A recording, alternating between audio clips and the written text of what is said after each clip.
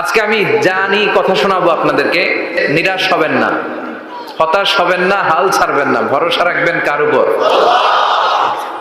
এটা কোরআনের মোটিভেশনাল সূরা, অনুপ্রেরণাদায়ক। এই দুইটা সূরা অনুপ্রেরণাদায়ক। ফাইন্না মাআল উসরি ইউসরা, আল্লাহ বলেছেন ফাইন্না মাআল উসরি ইউসরা, কষ্টের পরেই আছে সুখ। কষ্টের পরেই আছে সুখ। আমাদের জীবনে সুখ বেশি, কষ্ট কম। কয়দিন না খেয়েছিলাম, কয়দিন বিপদে পড়ছি, কয়দিন ডাকাইতে ধরছে, এক মাসের মধ্যে অসুস্থ থাকি কয়দিন, আর সুস্থ থাকি কয়দিন, এটা হিসাব করে না। অসুস্থ যে ছিল খালি এটা খেয়াল রাখে, আছে না নাই? তার মানে ইন্না মাআল উসরি ইউসরা, দুঃখের পরে আছে সুখ। মোটিভেশন, প্রাণটা আবার উদ্বেলিত হয়ে ওঠে। তাই তো, আসলে তো দুঃখের পরে সুখ। এজন্য কষ্ট যখন পাবেন, অসুস্থ যখন হবেন, ওইখানেও আনন্দ করবেন, কারণ সামনে আরাম আসতেছে। সুবহানাল্লাহ পড়েন। মুমিনের হারাবার কিছু নাই, দুঃখ পাওয়ার কিছু নাই। মুমিন অসুস্থ হলে অসুস্থতার মাধ্যমে তার রোগের মাধ্যমে তার গুনাহ ঝরে যায়, সে আল্লাহর কাছে প্রিয় হয়ে ওঠে। তা আমাদেরকে কেউ হারাইতে পারে? কথা বলেন, আমাদের কেউ ভয় দেখাইতে পারে? মোটিভেশনাল সূরা, সূরাতুল ইনশিরাহ আর সূরাতুদ দুহা। এখানে অনেক হিউজ মোটিভেশন আছে। যারা হতাশ, যাদের জীবন ভাল লাগে না, মরে যেতে মনে চায়, গার্লফ্রেন্ড গালি দিছে, আছে না নাই? আবার বয়ফ্রেন্ড গার্লফ্রেন্ডের গালি দিছে, ওড়না পেঁচায়া ফ্যানের মধ্যে ঝুলে আত্মহত্যা করে। কত বড় পাগল তুই, মরলি কেন? গালি দিছে তো কি হয়েছে? হ্যাঁ, বুঝতে চায় না, হতাশ হয়ে যায়। আর বয়স কম তো, ইচড়ে পাকা, অল্পতে কাবু হয়ে যায়। এই সূরাগুলো পড়ে না। এখানে আশার বাণী আছে। মুমিনরা নিরাশ হয়, হতাশ হয়, হাল ছাড়ে নাকি ভরসা রাখে? কার উপর ভরসা? কার উপর? না নৌকার উপর? ধানের শীষ, নাঙ্গল, হাত পাখা, দাড়িপাল্লা, ভরসা থাকবে একজনের উপর। চিল্লায় বলেন, তিনি কে?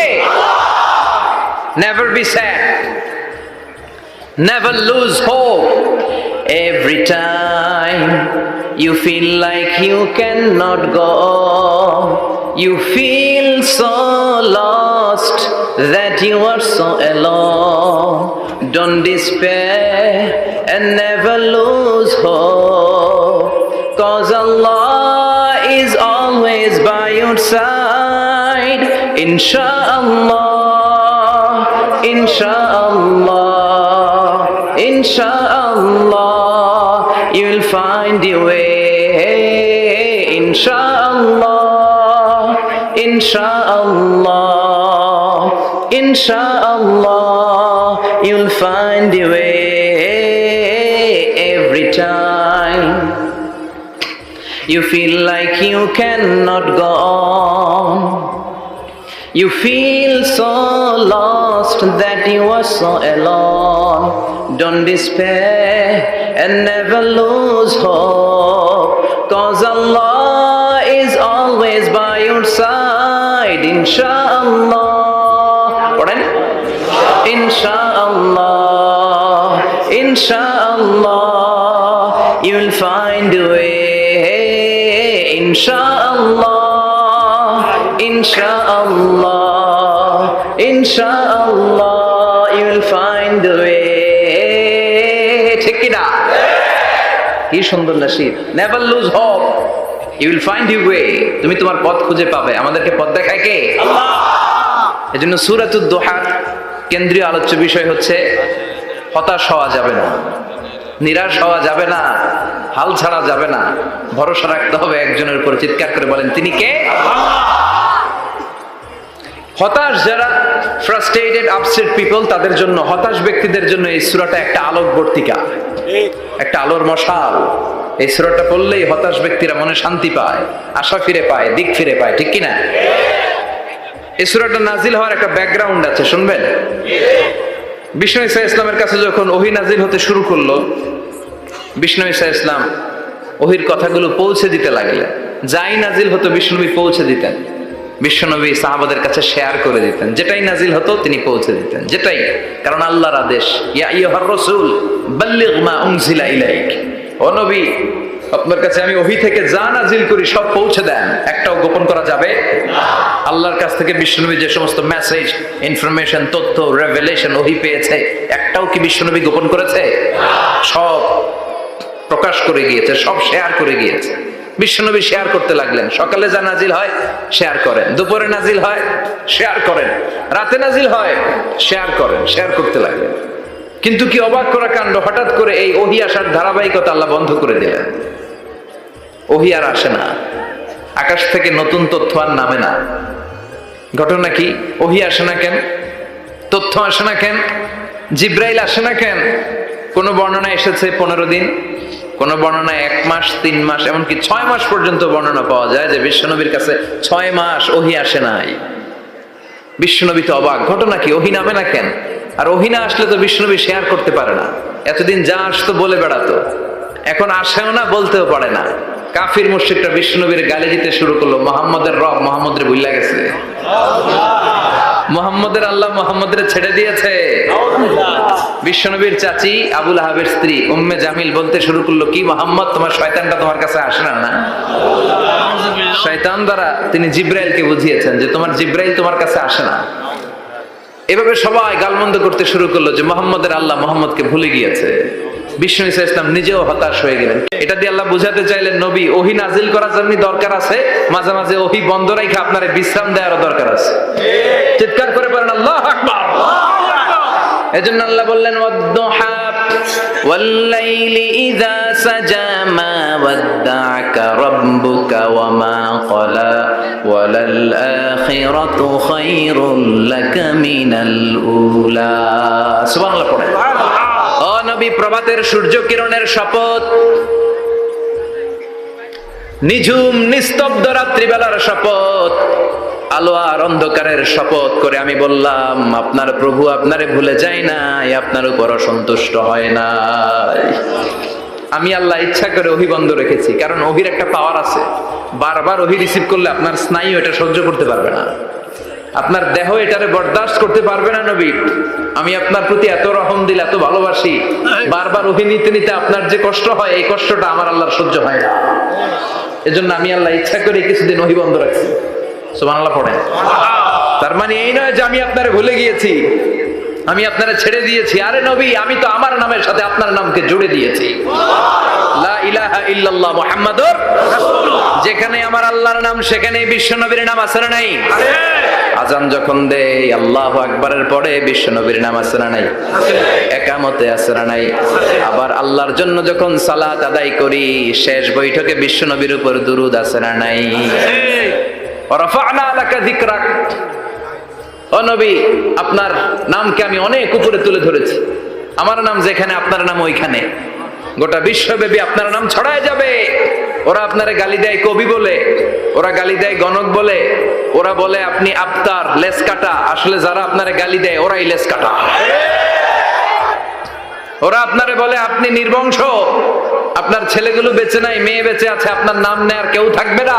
ওই আবু জাহেল, উতবা, সাইবা, ওদের নাম নেয়ার কেউ থাকবে না।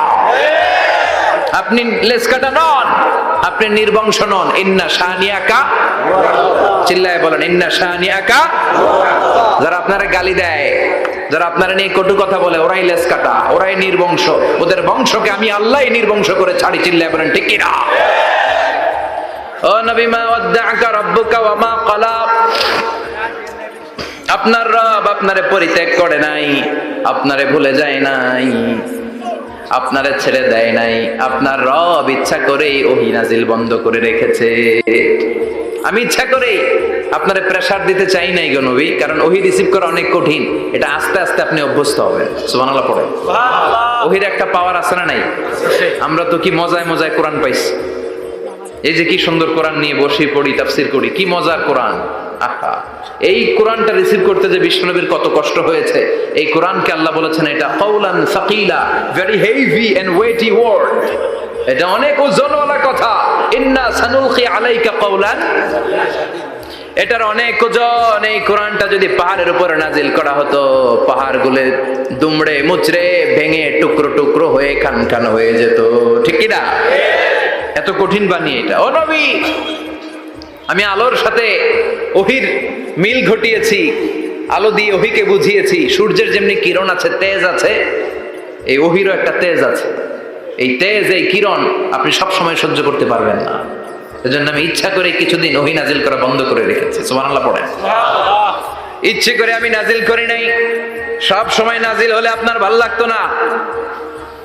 বুখারীর বর্ণনা, মা আয়েশা বলতেন শীতের রাতে, কনকনে মাঘ মাসের শীতের রাতে যখন বিশ্বনবীর উপর কোরআনের আয়াত নাজিল হতো, বিশ্বনবী ঘেমে ঘেমে একাকার হয়ে যেতেন। হাত্তা লা ইয়াতাফাসসাদু জাবিনুহু আরাকান, বিশ্বনবীর দাড়ি আর থুতনি বেয়ে ঝরঝর করে পানি পড়তো। আমরা কম্বল গায়ে দিয়ে থাকি আর বিশ্বনবী ঘামে। সুবহানাল্লাহ কইবেন না? এটা কওলান সাকিলা, অনেক ওজনওয়ালা কথা। আবার বিশ্বনবী যখন ওটের উপরে বসে থাকা অবস্থায় কোরআনের আয়াত নাজিল হতো, ওটের বুকটা মুহূর্তের মধ্যে বালুর মধ্যে, জমিনের মধ্যে লেগে যেত। ঘোড়ায় চড়া অবস্থায় বিশ্বনবীর কাছে যখন কোরআন নাজিল হতো, ঘোড়ার পা গুলো মরুভূমির বালুতে দেবে যেত। মাঝে মাঝে বিশ্বনবী সাহাবাদের রানের উপরে, পায়ের উপরে মাথা দিয়ে শুয়ে পড়তেন, ক্লান্ত শ্রান্ত। যায়েদ বিন হারেসা, বিশ্বনবীর পালক পুত্র, তার পায়ের উপরে মাথা রেখে বিশ্বনবী একবার কথা বলতে বলতে ঘুমিয়ে পড়লেন। ঘন্টাখানিক ঘুমালেন। যায়েদ বিন হারেসা বলে, আমার কাছে তেমন কোনো কষ্টই হচ্ছে না, বিশ্বনবীর মাথাটা খুব বেশি ওজন মনে হচ্ছে না। ঘন্টাখানিক পর বিশ্বনবী চোখ খুললেন, আর খোলা মাত্রই ওনার উপর ওহী কোরআনের আয়াত নাজিল করতে শুরু করলো। কে? আল্লাহ। যায়েদ বিন হারেসা বলে, যখনই কোরআনের আয়াত নাজিল হতে শুরু করলো, আমার মনে হচ্ছে বিশ্বনবীর মাথাটা 50-60 কেজি ওজন বেড়ে গিয়েছে। বিশ্বনবীর মাথার ওজনে আমার পায়ের রান ফেটে যাবে, আমার পায়ের হাড্ডি ফেটে যাবে, আমার পাটা ভেঙে খান খান হয়ে যাবে মনে হচ্ছিল। তার মানে কোরআনের আয়াত যখন নাজিল হয়, বিশ্বনবীর উপর একটা প্রেসার আছে না নাই? এই জন্য আল্লাহ বললেন, নবী আমি আপনার ভুলে যাই নাই। কাফেররা যেমনি আপনারে গালি দেয় যে আমি আপনার ভুলে গিয়েছি, আপনার উপর আমি অসন্তুষ্ট, নেভার, অসম্ভব। আমি আপনার উপর কখনো অসন্তুষ্ট নই, বরং আমি ইচ্ছা করি আপনার উপর থেকে প্রেসার কমিয়ে দেওয়ার জন্য কয়েকদিন ইচ্ছা করে আপনারা ছুটিতে রাখছি। সুবহানাল্লাহ পড়েন, যাতে করে আবার এনার্জি গায়ে নেওয়ার পরে নতুন করে কোরআনের আয়াত রিসিভ করার জন্য আপনি সক্ষম হন। চিল্লায় পড়তে হবে আল্লাহু আকবার। এজন্য আল্লাহ বললেন, ওয়াদ-দুহা ওয়াল-লাইলি ইযা সাজা মা ওয়াদ্দা'আকা রাব্বুকা ওয়া মা ক্বালা ওয়ালাল আখিরাতু খায়রুল লাকা মিনাল উলা। এরপর আল্লাহ বললেন, নবী ওয়ালাল আখিরাতু খায়রুল লাকা মিনাল উলা, and verily indeed the hereafter is far better for you than this dunya. আবি জাহাল ইবনে হিশাম, হিশামের বেটা আবু জাহাল, আও উমর ইবনে আল খাত্তাব, অথবা খাত্তাবের বেটা উমর। সুবহানাল্লাহ পড়ে। সুবহানাল্লাহ। সাথে সাথে দোয়া কবুল করলো কে? কার জন্য করলো? নাকি আবু জাহেলের জন্য? আবু জাহেলের চোখের সামনে পর্দা ছিল, ও পর্দা সরায় না। ওর অন্তরে পর্দা, ও পর্দা উঠে সত্যটা দেখতে চায় না। এজন্য ওর জন্য গোটা বিশ্ববাসীর আছে ঘৃণা। ও যেখানে মারা গেছে, ওর যেখানে জন্মস্থান, ওইখানে সৌদি সরকার ল্যাট্রিন বানায় দিস, ঘৃণার প্রতীক। ওইখানে তো অন্য কিছু বানাইতে পারতো, ল্যাট্রিন বানাইতে যাবে কেন? গোটা বিশ্বের মানুষ যায় যেন এটা ভরাই দিয়ে আসতে পারে। কথা বলেন। এই বেয়াদবটার জন্য আল্লাহ দোয়া কবুল করে নাই। ওমরে ফারুক রাগী ছিলেন, কিন্তু সত্য প্রকাশে, সত্য গ্রহণে আপোষহীন। সত্য দেখলেই উনি মেনে নিতেন। এটা জাহেলি যুগে ওনার মধ্যে এই গুণ ছিল। আল্লাহু আকবার। বিশ্বনবী কেঁদে কেঁদে দোয়া করে, আল্লাহ মক্কার জমিনে এই দুইজনের একজন যদি কালেমা না পড়ে, মক্কার জমিনে দাওয়াতি কাজ চালিয়ে যাওয়া কঠিন হয়ে যাবে। হয় হিশামের বেটা আবু জাহেল কিংবা খাত্তাবের বেটা ওমরকে তুমি ইসলামে ঢুকাও। আল্লাহ ওমরের জন্য দোয়া কবুল করলেন। বিশ্বনবী তখনও বুঝতে পারেন এই দোয়াটা কার জন্য কবুল। হঠাৎ ওমরে ফারুক বিশাল একটা নাঙ্গা তলোয়ার নিয়ে বিশ্বনবীকে হত্যা করার জন্য ছুটে এলো। বিশ্বনবী তখন মক্কার আরকাম ইবনে দারুল আরকামের ঘরে সাফা পাহাড়ের পাদদেশে লুকিয়ে লুকিয়ে দাওয়াতি কাজ করতেন। আশেপাশে সাহাবীরা বসা। বিশ্বনবীর চাচা হামজা ইবনে আব্দুল মুত্তালিব বললেন, নবী তাড়াতাড়ি পালিয়ে যান, ওই যে দেখা যায় ওমরে ফারুক তলোয়ার নিয়ে আপনারে মারতে আসছে। বিশ্বনবী বললেন, চাচা সরে যান। সাহাবীদেরকেও সরে যেতে বলেন, দরজাটা খুলে দেন, ওমরকে আসতে দেন। আমার তো মনে হচ্ছে ওই যে তাহাজ্জুদের নামাজ পড়ে আল্লাহর কাছে কেঁদে কেঁদে আমি দোয়া করেছি, আমার দোয়াটা আজকে কবুল হতে চলেছে। আমার তো মন বলছে আল্লাহ দোয়াটা কবুল করবে। দরজা খুলে দেন। ওমর ফারুক চলে আসলেন, এসে তলোয়ার রেখে দিয়ে আঙ্গুল উঁচু করে বললেন, আশহাদু আল্লা ইলাহা ইল্লাল্লাহ আশহাদু আন্নাকা মুহাম্মদ রাসূলুল্লাহ। ঝিনুকের ভেতর লুকিয়ে থাকে যেমন মতি, ঝিনুকের ভেতর লুকিয়ে থাকে যেমন মতি, কালমা শাহাদাতে আছে আল্লাহর জ্যোতি, কালমা শাহাদাতে আছে আল্লাহর জ্যোতি। সুবহানাল্লাহ পড়েন। কি আল্লাহর জ্যোতি এসে ওমর ফারুকের হৃদয়টাকে নুরানি করে দিল। তিনি তলোয়ার রেখে ঘোষণা দিলেন, আশহাদু আল্লা ইলাহা ইল্লাল্লাহ ওয়া আশহাদু আন্নাকা মুহাম্মাদ আবদুল্লাহ ওয়া রাসূলুহু। বিশ্বনবী খুশি হয়ে গেলেন। ফাতারদা ওয়ালা সাউফা ইউতিকা রাব্বুকা ফাতারদা। ও নবী, অচিরেই এমন এমন জিনিস একটার পর একটা আমি আপনারে দান করব, এগুলো পেয়ে আপনি খুশি হয়ে যাবেন গো নবী। আপনার অন্তরে দুঃখ, কষ্ট, হতাশা, আপসেট হওয়ার মানসিকতা, ফ্রাস্ট্রেশন কিছু আল্লাহ রাখবো না। ওয়ালা সাউফা ইউতিকা রাব্বুকা ফাতারদা। অচিরেই এমন এমন জিনিস আমি আল্লাহ আপনারে দেব, আপনি খুশি হয়ে যাবেন। ওমরে ফারুকের ইসলাম ধর্ম গ্রহণ করানোর মাধ্যমে বিশ্বনবীর মনটারে খুশি করে দিল কে? আল্লাহ। ফাতারদা, বিশ্বনবী খুশি হয়ে গেলেন। পাইছেন আল্লাহ কিভাবে বিশ্বনবীর খুশি করে? সুবহানাল্লাহ পড়বেন না? এরপরে বিশ্বনবী মক্কা থেকে তায়েফে দাওয়াত দিতে গেলেন। কোথায়? তায়েফে। হজ উমরা যারা করেছেন 70 থেকে 75 80 কিলো দূরে পাহাড়ি পথ বেয়ে বেয়ে উঠতে হয়, 6-7 হাজার ফিট উপরে পাহাড়ের উপরে তায়েফের শহর, তায়েফ সিটি। ঠান্ডা, ওইখানে গেলে মনেই হবে না এটা সৌদি আরব। ওইখানে জ্যাকেট লাগে। কি লাগে? জ্যাকেট। বিশ্বনবী কষ্ট করে 80 কিলোমিটার পথ পাড়ি দিয়ে তায়েফের ছেলেদেরকে দাওয়াত দিতে গেলেন।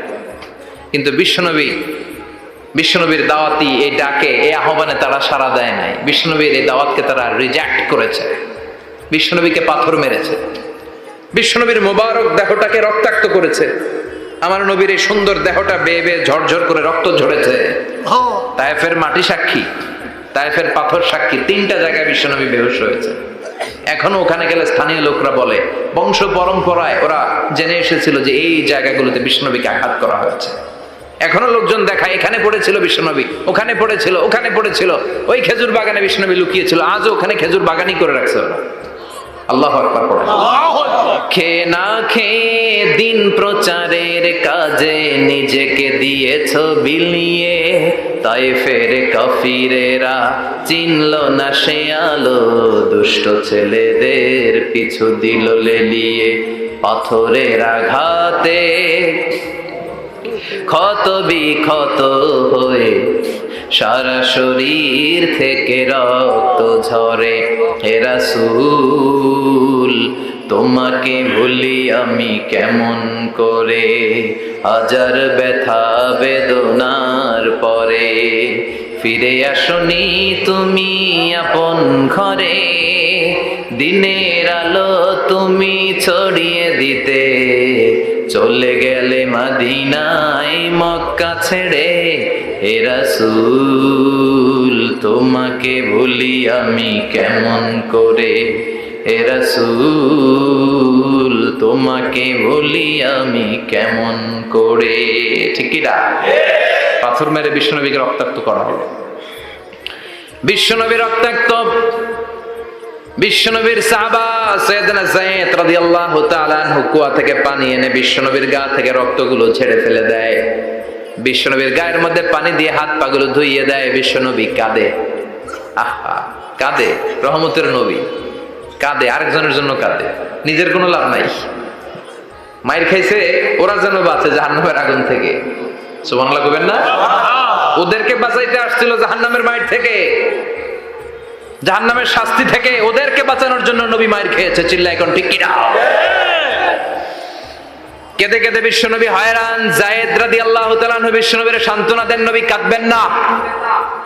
হামলাতুল জিবাল, পাহাড় রক্ষী ফেরেশতারা এসে বলে, নবী আপনি শুধু অর্ডার করেন, এই যে পাহাড়ের গিরিপথ, এই 2টা গিরিপথ, এই 2টা পাহাড় এমন ভাবে 2 দিক থেকে চাপা দেব গো নবী, তায়েফের সবগুলো ছেলের মুহূর্তের মধ্যে ধূলিসাৎ করে দেব।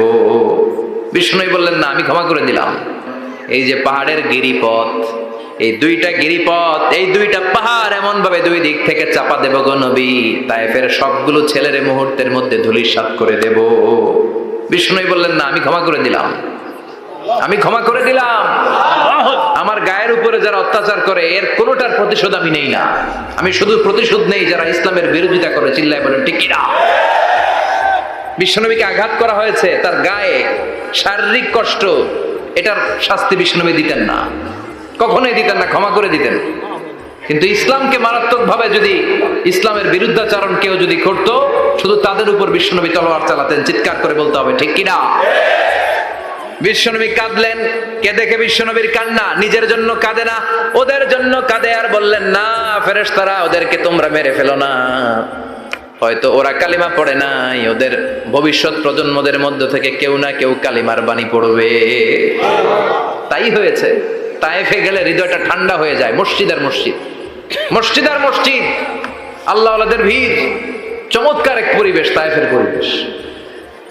বিশ্বনবী কেঁদে কেঁদে হায়রান। আল্লাহ রসের উপর থেকে টের পাচ্ছে বিশ্বনবীর মনটা ভালো না। এত আশা নিয়ে ভরসা নিয়ে কোথাও জায়গা না পেয়ে তায়েফের এখানে আসলাম দাওয়াত দেওয়ার জন্য। তায়েফের ছেলেগুলো আমার দাওয়াত গ্রহণ করলো না। বিশ্বনবীর মনটা বড্ড খারাপ। বিশ্বনবী নামাজে দাঁড়িয়ে গেলেন। বিশ্বনবী নামাজে দাঁড়িয়ে তেলাওয়াত করছেন। পাশ দিয়ে একদল জিন বিশ্বনবীর পাশ দিয়ে চলে যাচ্ছিল। একদল জিন জাতি চলে যাচ্ছে, আর বিশ্বনবীর তেলাওয়াত শুনে তারা থমকে দাঁড়ায়। কিরে, এত সুন্দর কোরআন, এরকম তো শুনি নাই। ইনি কে? খোঁজখবর নিয়ে দেখলেন ইনি বিশ্বনবী। সুবহানাল্লাহ পড়েন। তারপরে এরা ছুটে গেল এলাকায় যে এরা ঘোষণা দেয়া শুরু করলো, ইন্না সামি'না কুরআনান আজাবা ইয়াহদি ইলা রুশদি ফাআমান্না বিহি। নিশ্চয় আমরা আজীব চমৎকার কোরআন তেলাওয়াত শুনে এসেছি। এই তেলাওয়াত সাধারণ তেলাওয়াত নয়, এই আয়াত দুনিয়ার মানুষের বানানো আয়াত নয়। এই আয়াতগুলো পাঠিয়েছে কে?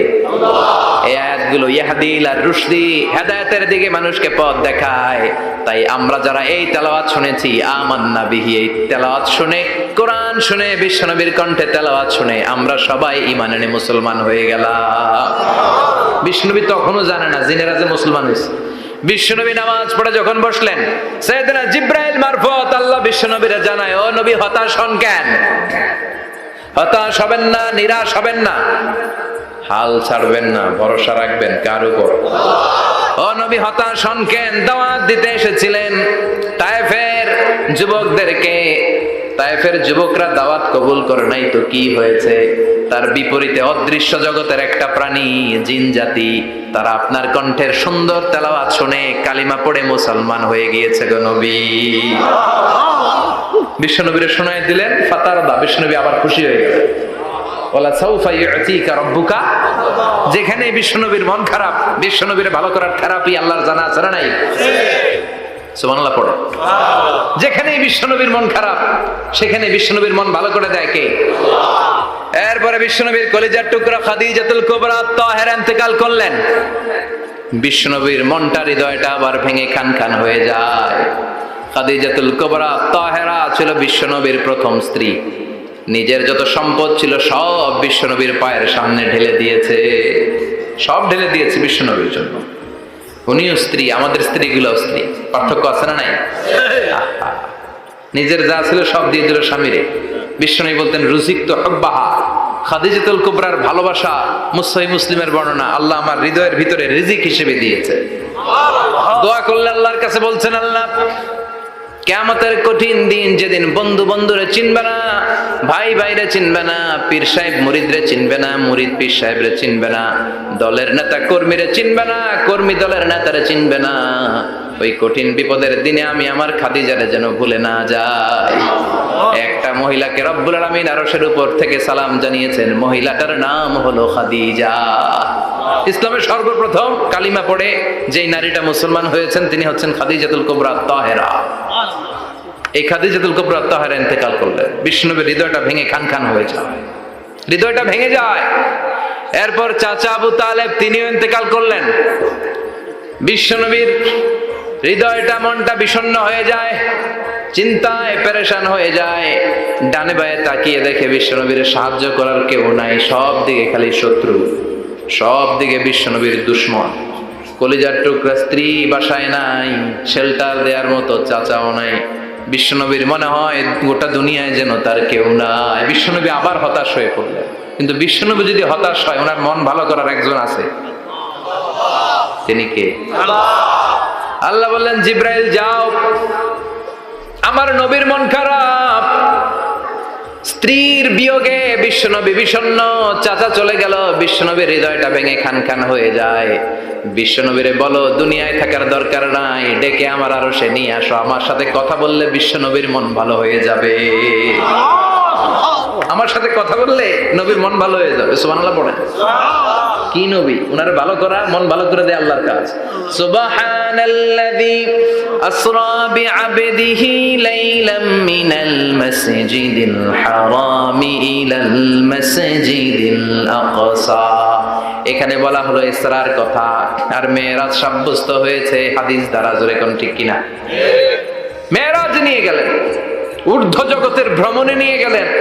জিব্রাইল ডেকে বললেন, ও জিব্রাইল, আমি জানি বিশ্বনবীর মন খারাপ, স্ত্রী নাই, চাচা নাই, তুমি বিশ্বনবীর নিয়ে আসো তো, আমার দরবারে নিয়ে আসো, আমার সাথে কিছু সময় কাটাবে, আমার সাথে কথা বলবে, মন ভালো হয়ে যাবে। ওয়ালা সাউফা ইউতিকা রাব্বুকা ফাতারদা। ও নবী, এমন এমন জিনিস আপনার আমি দেব, এগুলো দিয়ে আমি আপনার মনটারে ভালো করে ফেলবো। চিল্লায় এখন সুবহানাল্লাহ। মেরাজ থেকে ফেরার পরে অত্যাচারের মাত্রা আরো বেড়ে গেল, কিন্তু অত্যাচারে মুমিন কখনো কাবু হয় না। জোরে কোন ঠিক কিনা? বিশ্বনবীরে বলা হলো, ক্ষমতার চেয়ার দেব, সুন্দরী নারী দেব, সম্পদের পাহাড় বানিয়ে দেব, শুধু কালেমার দাওয়াত বন্ধ করে দাও। আবাল বৃদ্ধ বনিতা দফ নিয়ে ওই রাস্তার চিপায়, ওই রাস্তার চারপাশে দাঁড়িয়ে থাকতো, যে এই রাস্তা দিয়ে বিশ্বনবী আবু বকরকে নিয়ে ছুটে আসবে। তার মানে মক্কার এক রাস্তা বন্ধ করে দিয়ে বিশ্বনবীর জন্য হাজার রাস্তা খুলে দেওয়ার ব্যবস্থা করেছে কে? ওয়ালা সাউফা ইউতিকা রাব্বুকা ফাতারদা। ও নবী, অচিরে এমন এমন সুযোগ আপনার আমি করে দেব, এগুলো পেয়ে আপনি খুশি হয়ে যাবেন। সুবহানাল্লাহ পড়েন। মদিনায় আসলেন, আসার পরেই আল্লাহ তাআলা কিবলা পরিবর্তন করে দিলেন। এতদিন বিশ্বনবী কাবার দিকে নামাজ পড়তেন, এখন বাইতুল মুকাদ্দাসের দিকে নামাজ পড়ার জন্য অর্ডার করলেন। বিশ্বনবী কি আর করবেন, অর্ডারটা কার? আল্লাহ। নামাজ শুরু করলেন। ইহুদিরাও যেদিকে নামাজ পড়ে বিশ্বনবী ওই দিকেই নামাজ পড়ে। বাইতুল মুকাদ্দাস 1 মাস 2 মাস 3 মাস যেতে যেতে 16 মাস কিংবা 17 মাস, কিন্তু বিশ্বনবীর এটা ভালো লাগে না। বিশ্বনবীর মনে চায় আমার বংশের গোড়া, আমার আদি পিতা ইসমাইল আর ইব্রাহিম আলাইহিস সালাম যেই কাবার দিকে হয়ে সালাত করতো, ওই কাবার দিকে হয়ে যদি আমিও করতে পারতাম। এই দৃশ্যটা আরশের উপর থেকে দেখে কে? আল্লাহ আয়াত নাযিল করে দিলেন, ক্বাদ নারা তাকাল্লুবা ওয়াজহিকা ফিস সামা ফালানুওয়াল্লিয়ান্নাকা কিবলাতান তারদাহা ফাওয়াল্লি ওয়াজহাকা শাতরাল মাসজিদিল হারাম। আল্লাহ বলে, নবী আমি দেখি প্রতিদিন নামাজের পরে আপনি মাথাটারে আকাশের দিকে, উপরের দিকে করেন, আর মনে মনে ভাবেন এই বুঝি আল্লাহ জিব্রাইলের মারফত আমারে জানিয়ে দিবে কাবার দিকে হয়ে যেন নামাজ পড়ি। আপনি যে উপরের দিকে তাকায় কিছু বলেন না, কিন্তু কি যে ভাবেন ওটা তো আমি জানি, ওটা তো আমি বুঝি। ফালা নুওয়াল্লিয়ান্নাকা কিবলাতান তারদাহা, অচিরেই আপনার মন যেদিকে চায় ওইদিকে আমি কিবলা করে দেব। ফাওয়াল্লি ওয়াজহাকা শাতরাল মাসজিদিল হারাম। ঠিক আছে নবী, আর যখন আপনার দেরি হয় না, এখনই আপনি চেহারাটা বাইতুল মুকাদ্দাস থেকে মসজিদুল হারামের দিকে ঘুরিয়ে কিবলামুখী হয়ে নামাজ পড়া শুরু করে দেন। বিশ্বনবীর মনে চায় না বাইতুল মুকাদ্দাসে পড়তে, মনে চায় কাবার দিকে পড়তে। মুহূর্তের মধ্যেই মুকাদ্দাস থেকে কাবার দিকে কিবলা পরিবর্তন করে দিল কে? বিশ্বনবীরে খুশি করে দেয়া কার কাজ? ওয়ালা সাউফা ইউতিকা রাব্বুকা ফাতারদা। অচিরেই এমন এমন জিনিস নবী আপনার আমি দিব, আপনি খুশি হয়ে যাবেন, আপনার হতাশা থাকবে না। কিন্তু নবীর হতাশাও কাটে না। মদিনায় বসে আবার হতাশ, আবার কাঁদে, আর বলে, আল্লাহ আমার আগের উম্মতদেরকে কাউকে হায়াত দিয়েছো 2000 বছর, কাউরে দিয়েছো 3000 বছর, যারা কম পাইছে তারাও পাইছে 1000 বছর। ঠিক কিনা?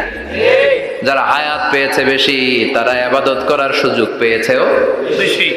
ওয়া আমারু উম্মতি মা বাইনা 60 ইলা 70, কিন্তু আমার উম্মতের গড় বয়স হলো 60 থেকে 70। 60 থেকে 70 এর মধ্যে শেষ। যারা বয়সী পেল 60-70, কি আর ইবাদত করবে? আগের উম্মতরে এত বছর বেশি দিলা কেন, আমার উম্মতরে কম দিলা কেন? বিশ্বনবীর টেনশন আছে না নাই? আবার হতাশ, আহা আমার উম্মতের কি হবে? উম্মতি উম্মতি আজীবন কেঁদেছেন। আল্লাহু আকবার। বিশ্বনবী বললেন, আমার উম্মতি মা বাইনা 60 ইলা 70, আমার উম্মতের গড় বয়স 60 থেকে 70 এর মধ্যে সব শেষ। বিশ্বনবী আবার কাঁদলেন, আল্লাহ আগের উম্মতেরা হায়াত পেত বেশি, আমার উম্মতের হায়াত কম, তারা ইবাদত করত বেশি, আমার উম্মতের কি হবে? আল্লাহ বললেন চিন্তা নাই, ইন্না আনজালনাহু ফি লাইলাতিল কদর ওয়া মা আদরাকা মা লাইলাতুল কদরি লাইলাতুল কদরি খায়রুম মিন আলফি শাহর। সুবহানাল্লাহ পড়ো। ও নবী, ওদেরকে হায়াত বেশি দিছি, কদর দেই নাই। আপনার উম্মতদেরকে হায়াত কম দিছি, কিন্তু লাইলাতুল কদর দিয়েছি। লাইলাতুল কদর খায়রুম মিন আলফি শাহর, হাজার মাসের চেয়ে সেরা। আপনার উম্মতেরা বয়স কম পেয়েছে ঠিক, কিন্তু কদরের রাতে এক রাত ইবাদত করলে 1000 রাতের ইবাদতের যে সওয়াব, তার চেয়ে বেশি সওয়াব হয়ে যাবে। ফাতারদা, আবার নবী খুশি হয়ে গেলেন। সুবহানাল্লাহ কইবেন না? যেখানে নবীর মন খারাপ, নবীর মন ভালো করে দেয় কে? এরপর একটার পর একটা বিজয় বিশ্বনবীকে দিল কে? বদরের বিজয় দান করলো কে? আমাদেরকে বিজয় দেয় কে? বদরের বিজয়, উহুদের বিজয়, মক্কা বিজয়। সুবহানাল্লাহ পড়ে। মক্কা বিজয় হওয়ার পরে বিশ্বনবী গণধর্ষণ করছে নাকি?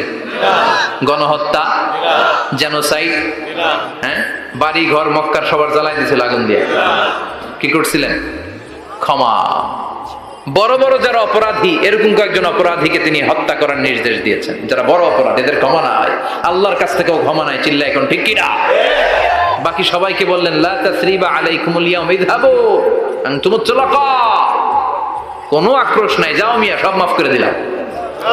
বিশ্বনবীর এই মাফের ঘটনায় ঐতিহাসিকরা অবাক হয়েছেন যে এটা কেমন নবী, কেমন লোক, যাকে অত্যাচার করলো, মারলো, ভিটেমাটি ছাড়া করলো, উনি যখন ওই এলাকায় বিজয়ীর বেশে আসলেন, প্রতিশোধ না নিয়ে ক্ষমা করে দিলেন।